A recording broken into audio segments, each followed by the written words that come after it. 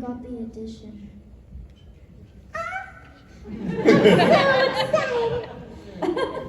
I was surprised because I am a voice actor out of LA, and at the time I was like, wait, don't you have to be there to do it? But they let me do it remotely, and it was I was starstruck because it was like my first big anime role, and I was just really excited at the time. I'm still excited. You won that fair and square though, Kellen. Huh? You won that fair and square, dude. Bless. You earned that. So did you guys. No. Y'all great. Well, I didn't audition for Dobby. No? No, I auditioned. She had me audition for all of 1A, and pointedly at the end, like, and be sure to read for All Might. Like, that's not gonna be me, dude. And I was right. None of those were me. And then, like 3 years later, after I yelled at her in the hallway a couple times, like, "Am I gonna be in this freaking show?" Which you should not do if you want to be in anything. I just want to point out. But at some point, she stopped me. She's like, "I found your guy." I'm like, "What are you talking about?" "Oh, I found it. You'll see." Like, okay. Colleen likes to cast based on your personality. Oh no. So what does that mean? I don't. What does that mean about? Scared. What does that say about Elizabeth? What does that say I about promise Kellen? that I do not ogle high school boys in real life. What about? Oh, I'm not. You are not a high school, but you're a man. Look at those baby, biceps. yeah, That's a yeah. man. Boom, boom. I really, it was really fun. I auditioned in the initial round as well, and I just liked looking through all the characters and reading their descriptions because I didn't know anything about the show. And I was enamored with Froppy. I thought she was such a cool character, and I didn't think I was going to get her, but I read for her because I loved her so much. That was also. Did you not also have a Froppy affinity? Oh yeah, I auditioned for the Frops. Now, who doesn't love a frog girl? The ladies No. all wanted to be Froppy. Yeah. And I was really the same as little Jason over here. I was thinking like years come by and I'm like not in the show. Everyone else is in the show. I'm like, all right, well I guess that ship has just gone on. And then yeah, Colleen's like, oh my gosh, your character's about to show up. And I was like, I have a character?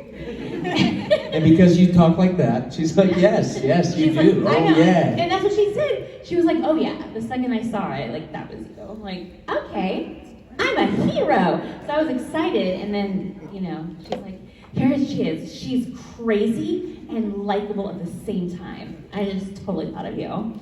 Like, wow, thanks, Colleen. She was like, he's incredibly aesthetically compromised, but hot. Like, okay.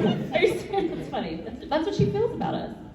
And Colleen has never cast me, with the exception of Notica from Negama, she's never cast me as any other character that is not blonde.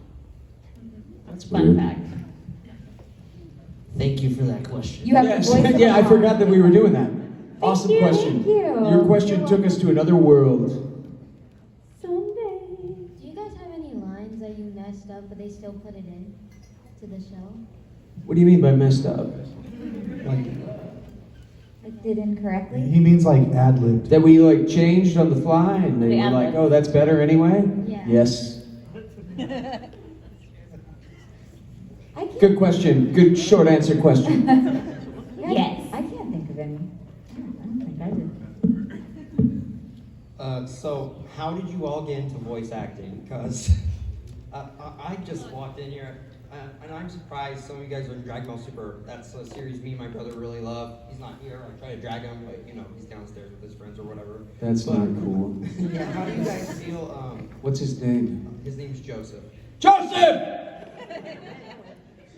Okay, I thought I'd try. I appreciate it, but how do you guys all feel that you guys have made it this far? And did you expect to come here at all as a voice actor? No. Tons of training and preparation and a dash of luck. I never expected to like be in front of anybody. At first, the voice acting thing, the big draw for me was, I don't have to show my face anywhere. I can just go in and work. Oops. But I started online on like Newgrounds and YouTube and stuff, and sort of built up from there with the acting as well, and went and chased it, and then I booked Five Nights at Freddy's, and the rest is history.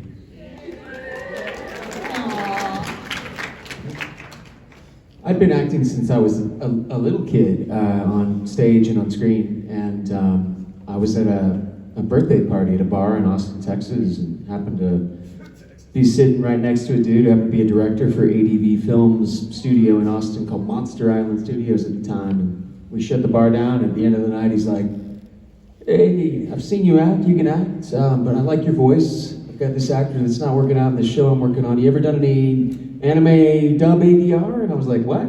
He's like, "Why don't you come into the studio Monday, we'll see if you can do this." And that was 21 years ago. But I'd been training, since I was a little kid before that. So that's the thing about voice acting is it's acting just like any other acting, but you don't have all the weapons at your disposal. You got to communicate the exact same stuff, but just with this and this. And yeah, it's harder. Anyway, so lucky and prepared. Yeah. Thank you, and thank you for all the memories you've given all of us with your amazing voices. Well, we would be nowhere without you guys, like seriously, so thank you. Thanks for watching it. I think I heard a saying once that success is the intersection of preparedness and luck, or something like that. Aw, I like that. So I just want to start off by saying if I trip over my words, it's because I'm really nervous. So this question is specifically about Zeke. So Zeke, as the story progresses, only becomes a deeper character. And he has very, very deep thought and, sorry, still nervous. So I just want to ask, how do you differentiate when he goes through betrayal, when he goes through any type of cat and mouse games?